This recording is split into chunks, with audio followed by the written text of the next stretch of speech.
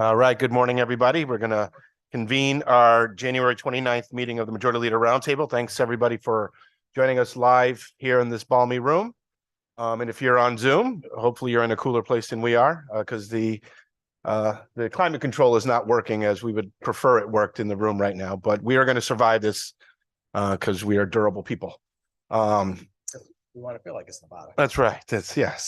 Coming from Nevada, who sent us heat here into the room. We do have a guest speaker today, the Nevada State Treasurer, Zach Conine, who's going to give us some perspective about what's going on in Nevada and the State Treasurer's office there to help advance this question of housing development and housing policy. So I'll allow our staff here. I just got a bio on Mr. Conine. He has a BA from Cornell and a law degree from UNLV's William S. Boyd School of Law, first elected treasurer in 2018. In addition to overseeing Nevada's and many municipalities' investments, he's also responsible for Nevada's college saving plan, numerous scholarships, helping Nevada citizens attend post-secondary schools. Nevada has had two bond increases, the first since bond rating increases, presumably since 2006, and he likes to hang out with Senator Duff as a member of the New Deal leaders. So we want to thank Mr. Conine for being with us here today, and we'll have the staff admit him on the Zoom so that he can begin his presentation. Good morning, everybody, and thanks to my co-chair, the Majority Leader, Rojas. Just also wanted to thank the Treasurer from Nevada for being here today. Thanks to our staff for the coordination, and of course, New Deal for bringing us together back in November when he spoke to the group about his housing initiatives, which have been important. So we think this will be an informative discussion. We appreciate him being here, and as soon as we can get him on screen, we will get started. So good morning, Zach. Good morning. Can you hear me all right? I think so, yeah. Excellent. Well, good to hear your voice again. 7 o'clock in the morning there, so thanks for joining us bright and early. Yes, and I'm actually with your treasurer here in Chicago for the day, so not balmy here at all, alas. But it is lovely back in the great state of Nevada, which you should all visit as frequently as you'd like to. But thank you, Senator. Thank you, Representative, for having me here today to talk a little bit about some of the work that Nevada is doing in the realm of affordable housing. I wanted to give just a brief landscape of where we are. Treasurer Conine, can you hold on 1 second? Of course. Yeah, we have a bit of an echo going on. I don't know if we can figure it out. We wonder if it might be on your end. Okay. I don't know. Let's see.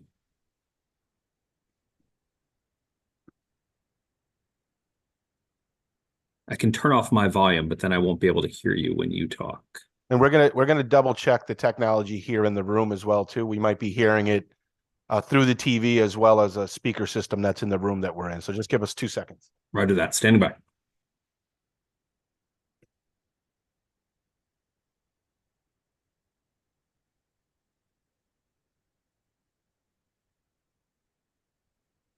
All right, let's. Can you just give us a mic check for a second?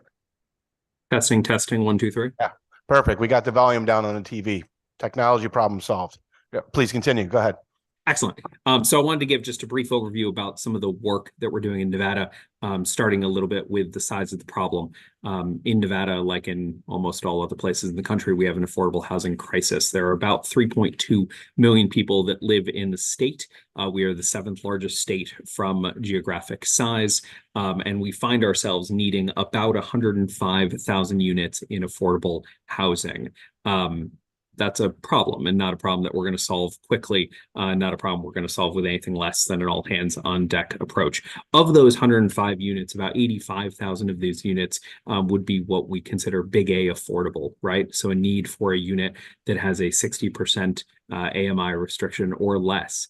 We need 20,000 units in supportive housing, which is much, much harder to fund, and happy to chat about that if anyone has any questions.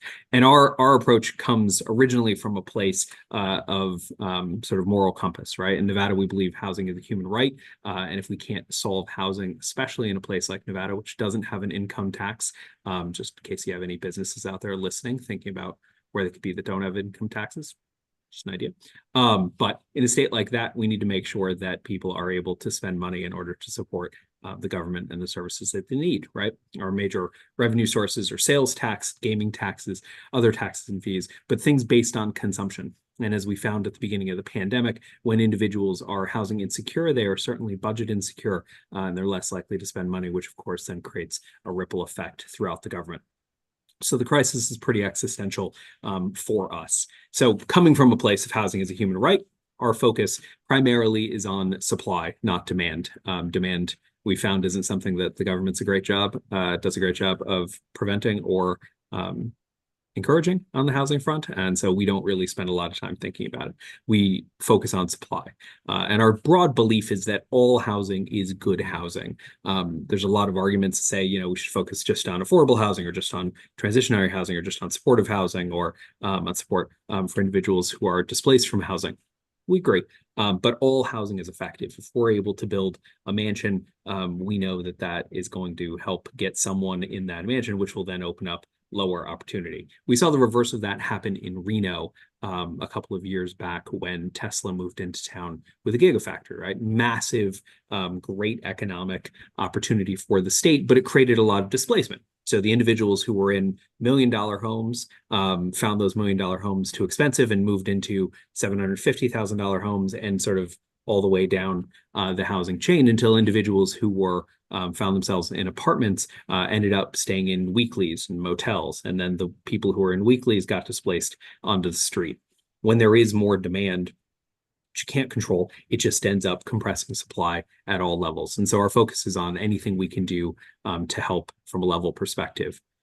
As Nevada's chief investment officer, you know, as most treasurers have, I found myself in strange conversations about strange things when we see risk in front of us, and housing was one of those areas. During the pandemic, our work was to make sure that people were able to stay in their homes and stay safe. And so we worked with a lot of banks to help prevent foreclosures. And there's some work that can be done there, I think, in every state, just making sure that the local banks and the folks who are servicing mortgages at the Connecticut level are actually talking to policymakers. Most of those are national players, but you might find that there are levers that you can lever on the state level. But our biggest focus has been on funding. And how do we make sure that we have enough money for affordable housing? We've done a couple of things here that I think are worthy of talking about. And of course, Senator and Representative, happy to take questions on literally anything.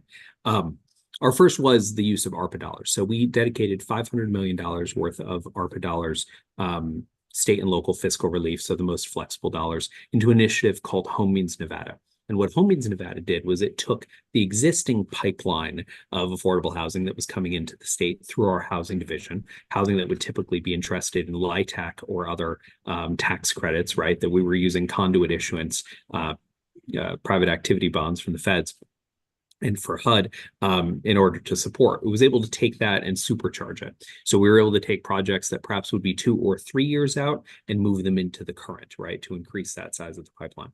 The other thing it helped us to do was fight the inflationary pressures that we all saw coming out of the pandemic, that we all see coming out of the pandemic, so that when those projects got more expensive, they still penciled and still got done. That $500 million will support around 4,200 units of housing, which isn't a great bang for the buck, frankly, but there are a lot of housing that wouldn't have happened but for that.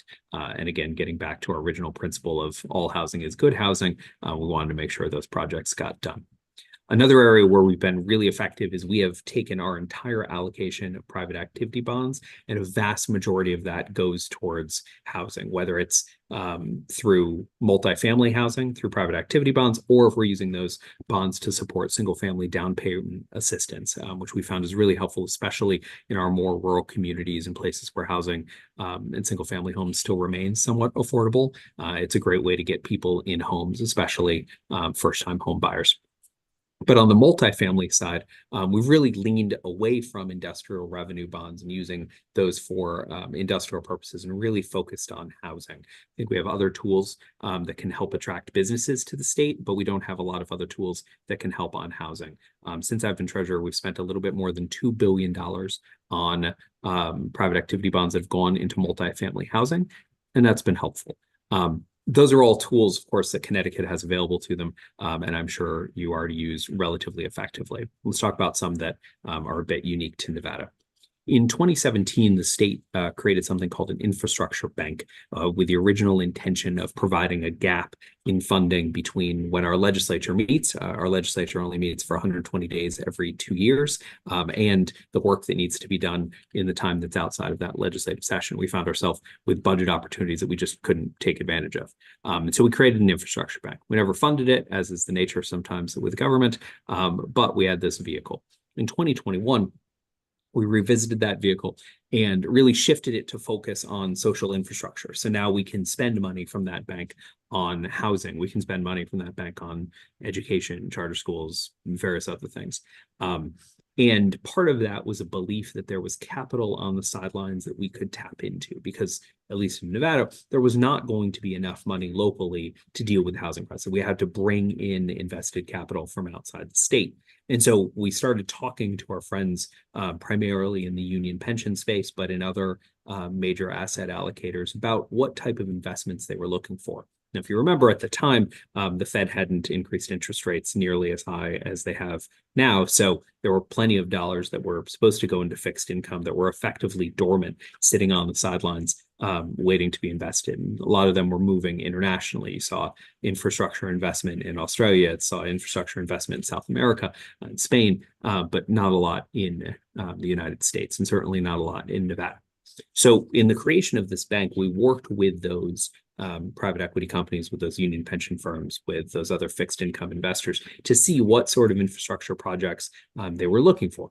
And we uncovered, it felt revolutionary in Nevada, but probably won't be news to everybody in the room. We uncovered the ability for us to invest in what became a virtuous circle. So by investing in a project that would hire union labor, we were able to then get the unions to join us, their pensions to join us. And those pensions then would be paying for a project, which would be hiring individuals who were union members and signatory contractors, who would then pay back into the pension. And so what we found was that the pensions were willing to take a rate of return slightly less than the rate of return that the market would bear generally. And so that allowed us to build more. It also allowed us to attract a massive amount of capital. So in the infrastructure bank, we've dedicated $20 million, which is not a lot of money, into affordable housing. But that $20 billion, million with an M, $1 million is being matched by about $200 million from the AFL-CIO's Housing Investment Trust, which is a mutual fund made of experts that's been around since the 60s that does a ton of affordable housing and workforce housing and market rate housing all around the country. So by creating that vehicle, we've been able to bring in a lot of outside capital. In addition to outside capital, it also brought in outside developers. And at least in Nevada, we found that the affordable housing developers were all very good. There just weren't that many of them, right? And affordable housing is the sort of thing that the first time you build it is pretty hard, and the second time gets a lot easier, right? It's just difficult to get through the mechanics and the bureaucracy. I'm sure there's no bureaucracy in Connecticut. We have a fair amount in Nevada. But to get through that bureaucracy in order to make it effective. And so by bringing in new developers, we actually found that we were able to drive the price down on the existing developers in the space, just because they hadn't had any real competition in a decade or two. And so those new developers then expanded, right? If each developer could do 2 or 3 affordable housing projects, 250 units a piece in a calendar year, every new developer brought in another 750 units on an annual basis, as long as we could figure out a way to fund it. And so that's been some of the work that we've done in Nevada, and it's shown some results, right? We've created about 14,000 units from the sum total of all of those efforts. Of course, that doesn't, like most problems, if you pour water into the top of the bucket, but there's holes in the bottom of the bucket, it doesn't solve it. And so the next thing to think about is preserving affordable housing. Affordable housing generally is restricted. So when the housing became affordable originally, those rents were controlled. After a certain amount of time, 30 years on the outside, 15 years on the short side, that property can return to market rate unless it is reacquired and goes back into the big A affordable housing system, which is not necessarily hard to do, but is something that you have to be really intentional about. And in Nevada, we found there was no good database for projects that were affordable, that had happened anywhere beyond about 5 years ago. And so by creating that database and figuring out when those properties were going to would be able to potentially go back to market rate, we were able to work with those owners and those developers and say, hey, do you want to keep it affordable? We can help work you through the process and make sure that project can stay affordable in perpetuity. And so every unit we're able to save from moving back into market rate is just as good from a broader structure as a unit that we were able to create in the first place. So those are some of the things that Nevada's doing. Senator, Representative, happy to take questions on anything or dive deeper into anything, but I figured you all had better things to do than listen to me talk all day. I will say, just as a requirement, as a constitutional prerogative, being from the state of Nevada, I am supposed to say that it is Nevada, not Nevada. The senators heard me say that a few times. I will continue in my quixotic quest to make sure that the rest of the country sorts that out. Thanks for having me. Thank you, Treasurer Conine. Does anybody have questions for Nevada's treasurer?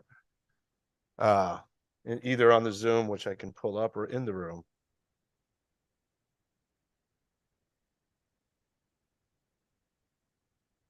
Now, Treasurer Conine, what I would ask, I guess, is really thinking about, we know we have a lot of conversations about access to capital and capital stacks and trying to identify every financial resource that we can find to put towards accomplishing these goals. Can you, and maybe turn up your volume on your end too? It might be that you turned down your volume when I asked you the question about echo. But if you can expound a little bit about how the treasurer has used any of your resources to kind of, I know you went into it, if you could dig a little bit deeper on opportunities we might think about for leveraging the significant resources that your treasurer's office has, and I know that ours does too, to try to advance these shared goals that we have, and how you can leverage that to pull in more private capital into this effort. Thanks for the question. From a resource perspective, the thing that we found to be most effective is the state reaching out to those pools of capital and saying, what is it that they need to make that deal work? In the case of the AFL-CIO's Housing Investment Trust, excuse me, that was Nevada moving into a second position, which allowed them to then lever their dollars a little bit more effectively, right? So we were able to take on a bit more risk because our investment profile there is simply getting the additional housing and not losing money, right? But our desire to make money there is less significant than sort of the private markets. That's been effective. The moving of money outside of the general fund into additional buckets that are able to invest directly in housing. In Nevada, we have a constitutional prohibition against directly investing in businesses. We're not able to do it, right? I can't buy equities. And so because of that, right, we have to find ways where we can be supportive on the fixed income side.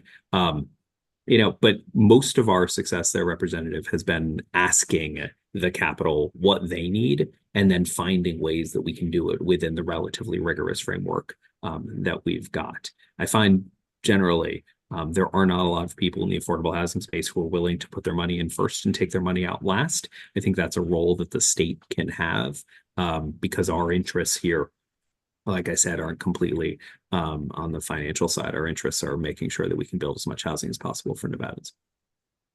Thank you. No, and there's been a lot of conversation about kind of the private developers, private marketplace. Do you have any experience in working with your public housing authority system, which I think has been an underutilized resource, maybe nationally, but I think here in Connecticut? And I wonder, are there any opportunities, or have you identified any opportunities to work with public housing authorities?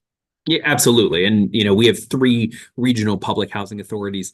The one in Southern Nevada and Las Vegas has been a little under the weather for a while, but it's started to get kind of back into the swing of things. The local housing authorities generally take a portion of the state's allocation of private activity bonds and help to direct it. So the state is doing some work in that space. The locals are doing some work in that space. And we try to dovetail those two things together as effectively as possible. We found that the locals are the better vehicles to lean in on things like zoning and make sure that the zoning practices, which they're dealing with every day from mechanically, as opposed to just sort of the conceptual way we deal with it, to make sure that those are happening. I'm intrigued by your reference to a regional housing authority. How can you expand on that a little bit? We don't have that here. We don't even have county level government at all. So we have the state government and then local government and nothing really in between. We have a couple of regional entities that exist and we should utilize more, but we don't, given our kind of political psychology here in Connecticut about doing everything at the micro level. So I'd be intrigued to hear how your regional public housing authorities actually work and what is their function. So it sounds like you have a regional one, and then there are below those, there are the local ones as well. Yeah, so in Nevada, 17 counties, a majority of people live within Clark County, which is in southern Nevada, which is where Las Vegas is. That's about 2 and change million of the people. And they have the Southern Nevada Regional Housing Authority. There are housing efforts that take place within the city of Las Vegas or the city of Henderson or the city of North Las Vegas. But the Regional Housing Authority, when it's working in the way it should, is coordinating those efforts, right? Making sure that we don't get into jurisdictional disputes. One of the problems that we've run into with affordable housing and with any other sort of thing, and I suspect this is not a Nevada specific problem, is that there will be a developer who could build on, say, one side of a border between a city and another side of a border between a city, and will, as is their prerogative, play off the two cities to try and get the better outcome. And so a regional housing authority, when they're leaning in, effectively can help coordinate and avoid some of those sort of unnecessary frictions. And generally those frictions just end up making the housing cost more per unit as opposed to actually building a better product. So the regional housing authorities have been effective in that work.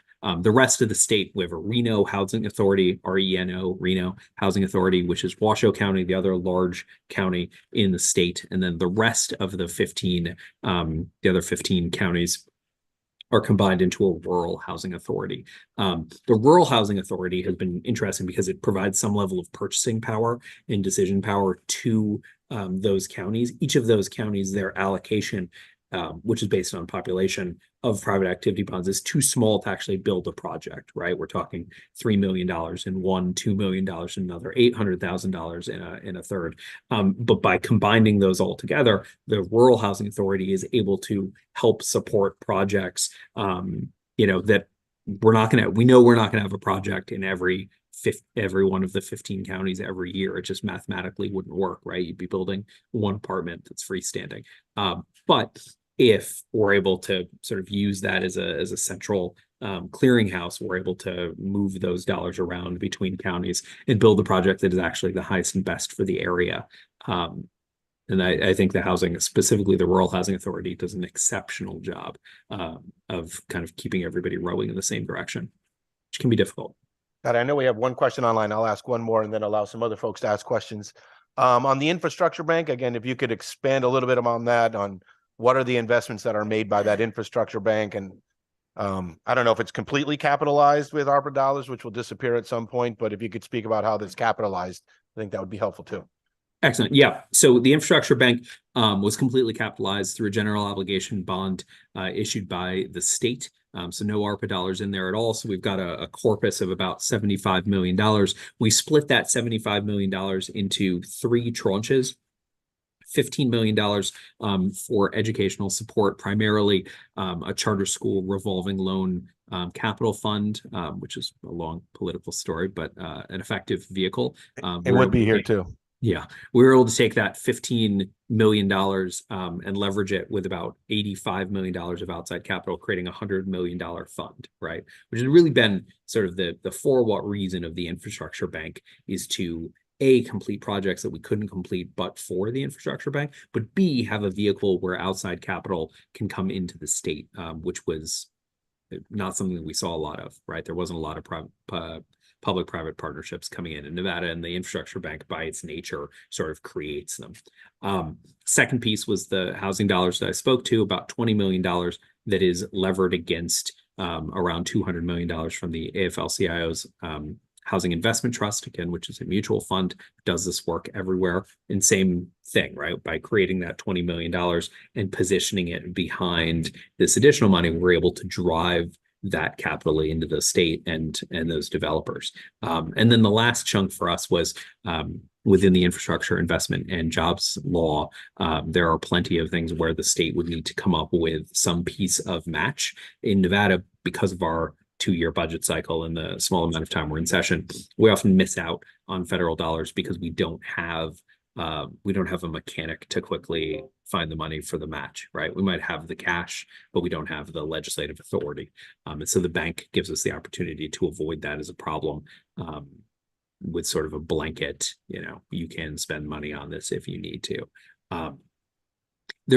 There are absolute benefits in that. Obviously, there's the detriment of not having that sort of public feedback every time we do it. But we run the bank as a public entity, which has subject to open meeting law and public meetings and things like that. And so we feel like we do a pretty good job of getting feedback from the public. Certainly not the kind of feedback that you get in the legislative process. I know. One last question on the infrastructure bank. What's your governance system? Who governs the bank itself? Is it internally operated, or do you have external partners who help you make decisions? Yeah, so the bank currently is governed by a board of directors, of which I am the chair. Our staff in the Treasury provides support to the bank. We're able to bring in outside help, and we do for things like our bond issuance, and financial advisors and things like that. But the decision making happens through a board. And I totally lied about being my last question. When I think of infrastructure, a lot of the conversation we have here is about sewer and water. That's not something that's contemplated under your infrastructure bank?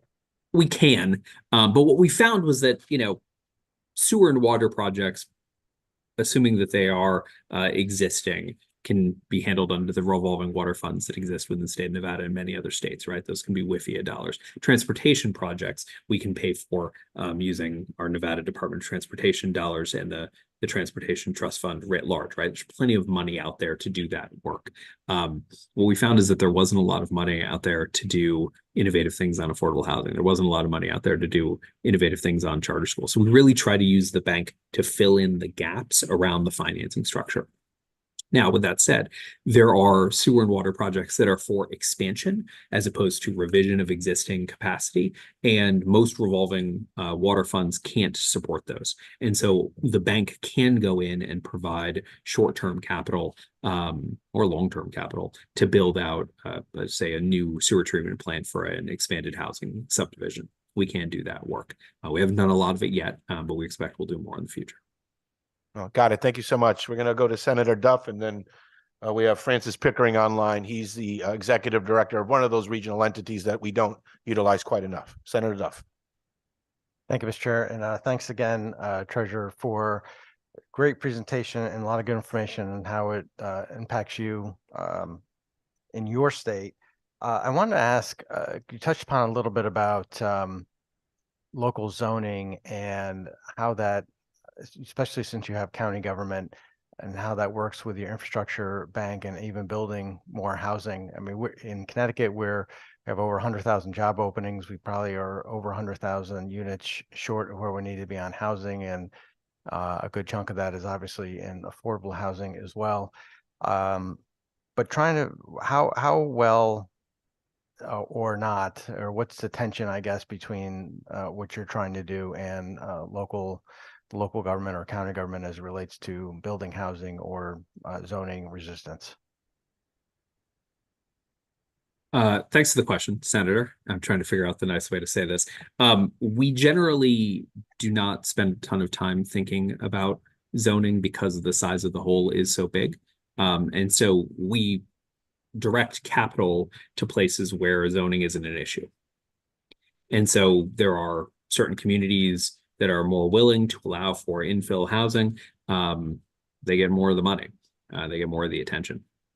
And when we're working in communities that have less of an interest in that front, we encourage them to realize that the reason why they haven't necessarily gotten as much money as other communities have had is because the zoning is an issue. I'll say that broadly, with the exception of some NIMBYism, which is bound to happen literally anywhere, we don't have that much of a problem on getting the local governments to be in line. They recognize the problem is as significant as we recognize the problem is. They are focused in the same way. They generally are oriented in the same direction. But we do think there's a value in the state or any other sort of capital allocation partner saying, hey, these are our values, and we're going to move those capital dollars around as befitting of the folks who share those values.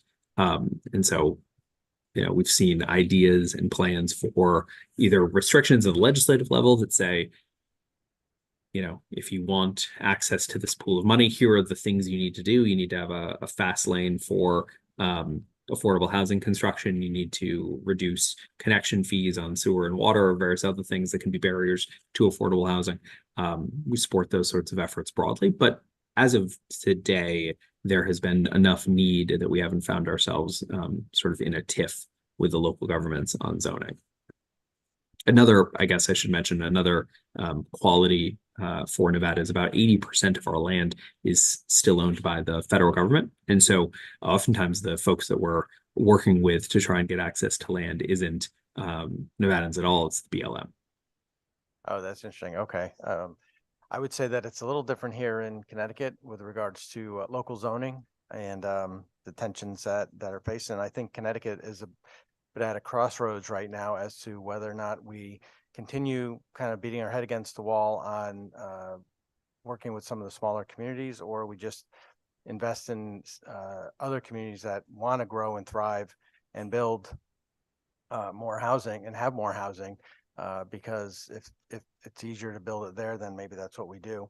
But the lack of housing, as probably in your state, is holding us back economically, and we've got to figure out ways in which we can have successes rather than just continue to argue the same old topics year after year.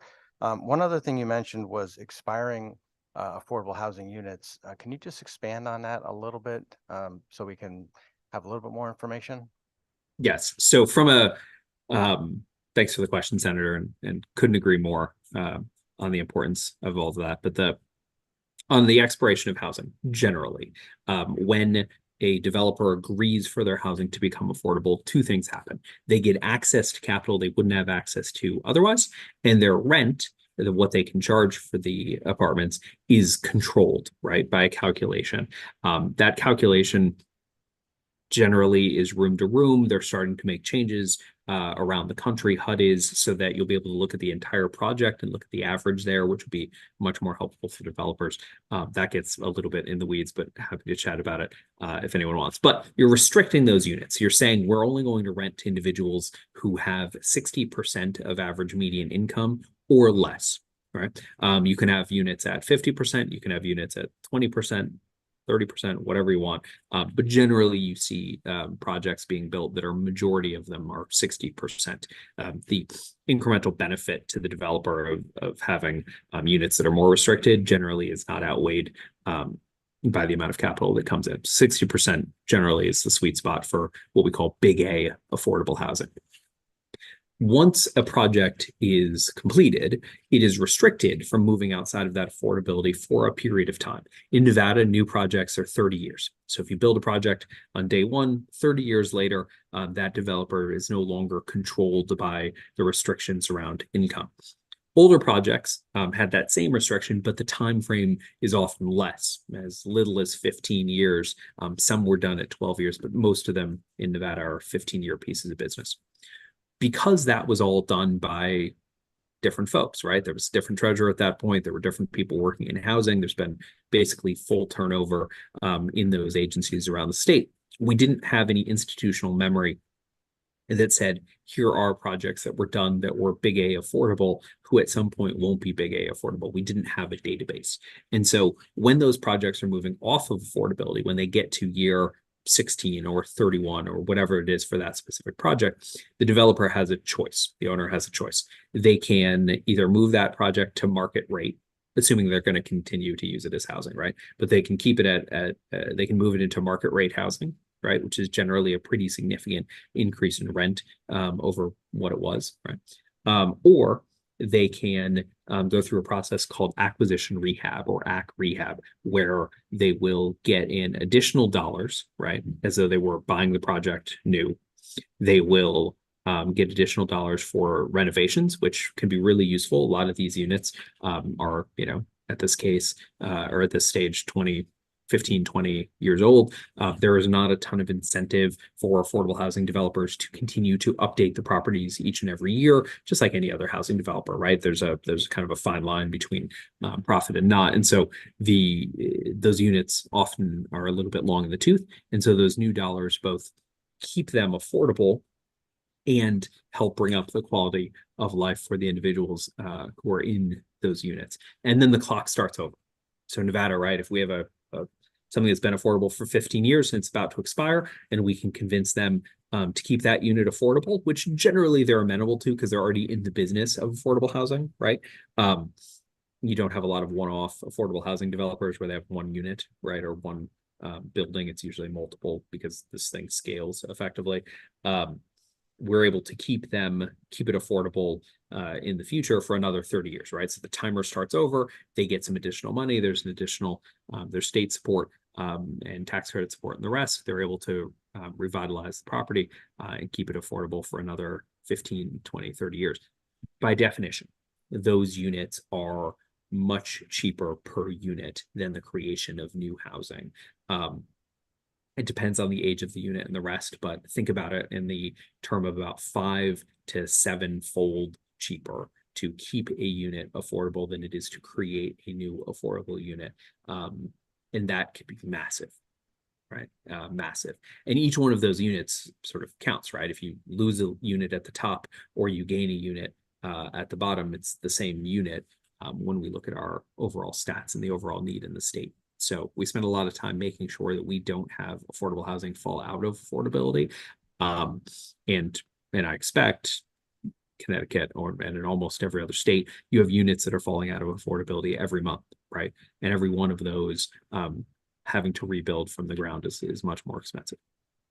Right. Thank you. And we're experiencing the same issue here in Connecticut, and having your thoughts on that is very much appreciated. Thank you, Mr. Chairman. Thank you.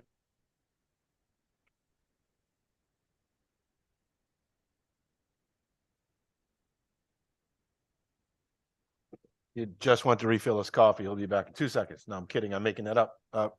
Francis Pickering, can you hear me? Oh, there you go. Yes. Thank you for the very interesting presentation. A couple of questions with the interesting financing mechanism you use, the infrastructure bank and private activity bonds and so on and so forth. How much of that is, I guess I could say, benefited by Nevada being a boom state, right? If you didn't have the large in-migration and the boom we've seen in Nevada, would those financing mechanisms work? It's a great question, sir. So in Nevada, right, the two big mechanisms that we're using, the infrastructure bank has really no population locus. Functionally, obviously, additional people in the state theoretically generate sales tax. That sales tax can, and property tax and the rest could theoretically support more general obligation bonds of the state, but not mechanically, right? So no on that front. On the additional population coming in on private activity bonds, which are doled out by the federal government, are a product of population, right? So there's a base level of private activity bonds that every state gets. And then as your population increases, you get additional dollars. And so state of Nevada gets around $350 million worth of private activity bonds on an annual basis. We were about 5 to 7 years ago, we were under the cap where you start getting additional dollars from the feds, and so we've gone over that. So population helps us there. I would argue, we would rather 1 unit of housing, which is needed for 1 new person moving into the state, is certainly not paid for by the increase in private activity bonds, right? There's no correlation there. It's a 100 to 1, right? But yes, we do get additional sort of dollars from that front. The rest of the capital doesn't, we haven't really seen any interest or change, or even that it factors into, right? The strength of Nevada economically is certainly bolstered by people wanting to move in, right? That's helpful to us. It helps us fill jobs and the rest. But we haven't seen that translate into additional financial support for housing. Thank you. And then on the expiration of existing affordable housing units, when you pull those units or keep them in the program, pull them back into the program, is that just done with a cash infusion, or do you also use tax credits? Almost completely tax credits.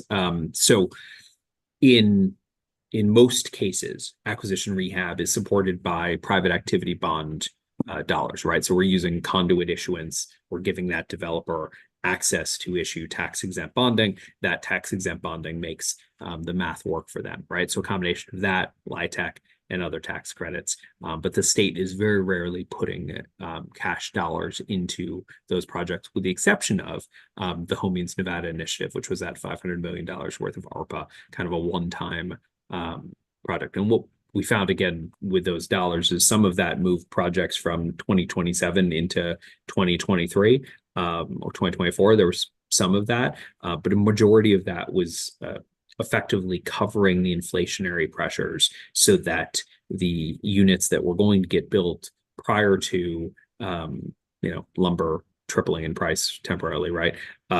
Those units could still get built with the same economics to the developer or similar economics to the developer that they had going in, right? But outside of that, we haven't seen a ton of direct cash infusion into those types of entities. Interesting. And then one last question on the AFL-CIO arrangement you mentioned, and the use of union construction workforce. Do you have an adequate supply of construction workers, especially union construction workers, to build all of this? And if not, how are you addressing that? Great question. So one, they help find their own workforce, right? So unlike other construction projects where you might have a contractor going out and trying to find the people who they need to do the work, the AFL-CIO, by its definition, knows where those workers are and has the mechanics to hire those workers on, right? So they're able to work with the locals and say, okay, we don't have enough people in this trade, let's move them from another state, right? So that's actually been very helpful from a workforce perspective. Nevada is a pretty strong labor state. Most of the Las Vegas Strip is both powered by and built by signatory contractors and in union labor. And so we don't have that sort of an issue as much. What we have found is that if there are non-union contractors, they might have a little bit more trouble finding labor than they did because all of the union contractors and labor is being kind of sucked up into those entities. But we haven't found that to be a problem. Now, with that said, in our more rural communities, right, we have the ability to work outside of those project labor agreements because we don't have, for instance, the union contracted work there. The board recently approved, not housing related, but recently approved a fire station. We're providing some gap financing for a fire station in a place called West Wendover, which is on the Utah border on the northeast side of the state. There are not enough union contractors in that area to do that work. There aren't enough contractors to do that work. And so we're going to be bringing people from all over the place. And so we wanted to make sure as we created that vehicle that we had enough flexibility sort of to start from a place of here's how we'd like to build it. Here's what we think is most effective for the broad universe of what we're trying to get done. But to give ourselves some safety and relief valves in case something became improbable. All right, those are my questions. Thank you very much. Thank you. Thank you. I see Brian O'Connor from the Connecticut Conference of Municipalities. Thank you. And thank you, Treasurer Conine. It was a great presentation. I just have a couple questions regarding, the private activity bonds and the infrastructure bank. Now, do you ever have municipalities? I understand it's probably nonprofit developers and also for-profit, but do you ever have, let's say, a public housing authority or an entity like that apply as well? Absolutely. And so the regional housing authorities function as public housing authorities, right? So the Southern Nevada Housing Authority does operate and develop affordable housing. Reno Housing Authority does occasionally, and the Rural Housing Authority does very infrequently. But in Southern Nevada, the entities are one and the same. Okay. And who administers it? Is it your office or is it your Department of Housing as far as, either that or the multi-unit dwelling applications and also the down payment assistance? Yep. So the triage for all of that is done by our housing department, who does a wonderful job. Very, very small department, but they do a really good job.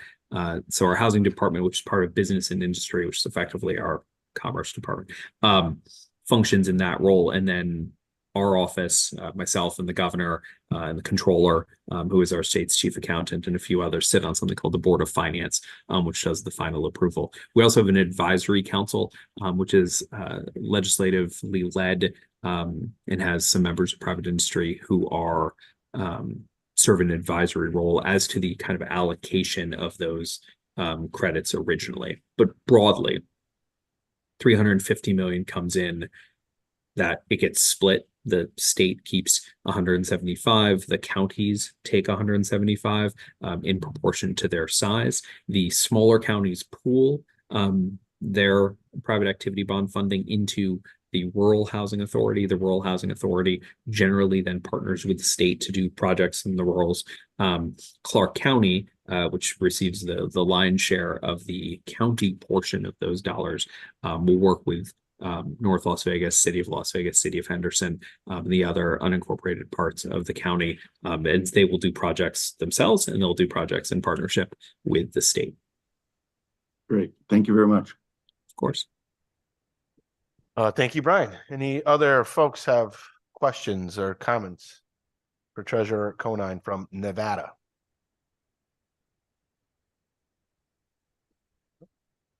Nope, not seeing any others. So thank you so much for joining us from sunny Chicago.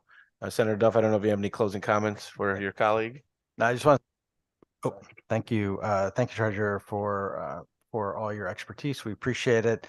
And a shout out to Speaker Yeager and Senator Dondero Loop, who are good friends as well. And we appreciate the partnership here with Nevada and all of its legislators and Treasurer and everyone else who I think we're all trying to do the same thing as public policy folks and ensure that we have housing for folks across our country. So thank you for being here. Thanks for your time and your expertise. Thank you so much for having me. And of course, if we can be of service, don't hesitate to reach out. We're big fans of Connecticut. Thank you. Have a great day.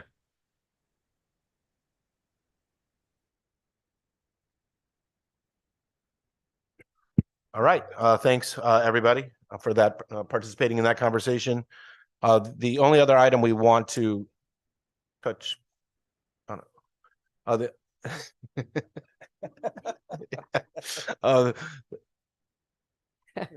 if you feel inspired to feel free Well, to. I wanted to comment a little bit on the volume cap questions that have come up, and they're interesting because I think every state is positioned so differently from a private activity volume cap perspective. And I think that, you know, I don't know how Nevada does it, but home ownership is a huge goal in terms of trying to make sure that first-time home buyers have access to the availability of down payment assistance, but also an affordable first mortgage. And so private activity volume cap is actually most often used to enable first-time home ownership in many states. In addition to that, I think the whole ACT rehab point was well made. And I think that's something that Connecticut is focused on making sure happens.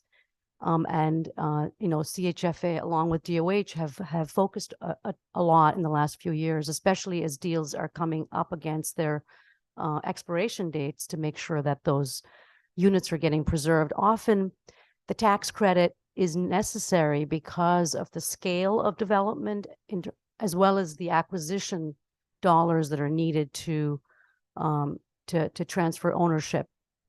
But there can be a tension between needing the private activity volume cap to create new units versus preserving units that are coming up against their expiration deadline. So I guess my only point there was just to say that I very much understand the need for a private activity volume cap to be used, you know, for its highest and best uses, and often there's significant tension between all of its various uses. Thank you. Thank you. Any other comments, any folks online?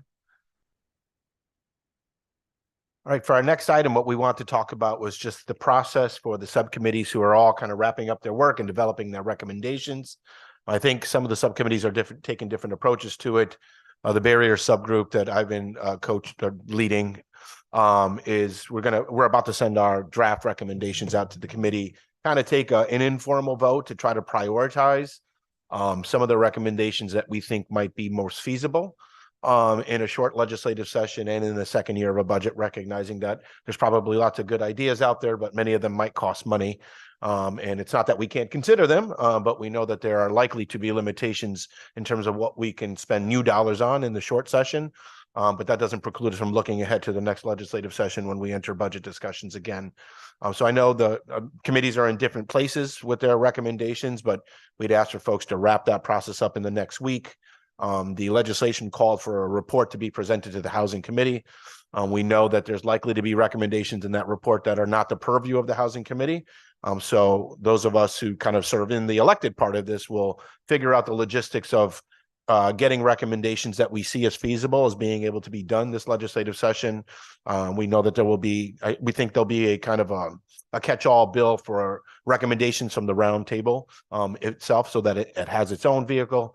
But we also don't want to put in a gazillion different concepts into one bill and try to get that through the process, knowing that a bill like that might have to go to 7 or 8 committees, depending on what's included in that bill.